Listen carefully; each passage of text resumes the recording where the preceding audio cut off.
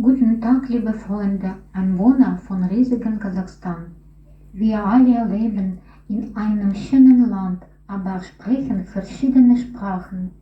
Und das ist alles, weil Kasachstan ein multinationales Land ist. In unserer Republik wohnen über 85 Millionen Einwohner und Völkerschaften. Jede Sprache hat seine Geschichte und sein Schicksal, die eng miteinander verbunden sind.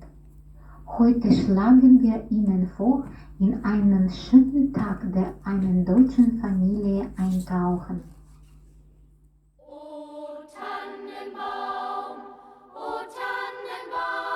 Рождество в Германии – это общенациональный праздник. Праздновать Рождество немцы начинают с сочельник 24 декабря. Рождество – это семейный праздник, на котором принято оставаться дома и проводить время с близкими. Обычно жилье украшают уже в начале декабря. Кладут на стол красивую скатерть, вазу, ставят туда пару еловых веточек. На полках расставляют свечи. Дома превращаются в настоящую выставку рождественского декора.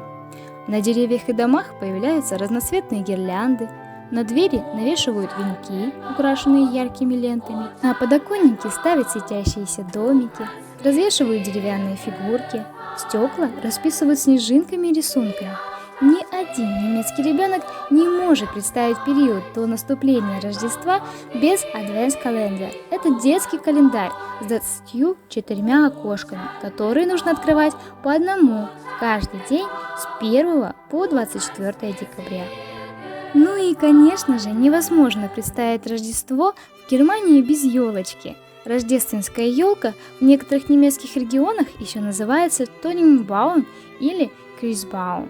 Традиционный атрибут празднования Рождества и Нового года. Современные немцы не придерживаются старых традиций относительно рождественского стола, поэтому сегодня на праздник мы приготовили рождественский штрудель. Мы хотим, чтобы вы сегодня вместе с нами окунулись в атмосферу праздника и почувствовали наше Рождество. Bald ist Weihnachten, wie freue ich mich drauf. Da putzt uns die Mutter ein Bäumlein schön auf. Es glänzen die Äpfel, es funkeln die Sterne. Wir haben doch alle das Weihnachtsfest gerne.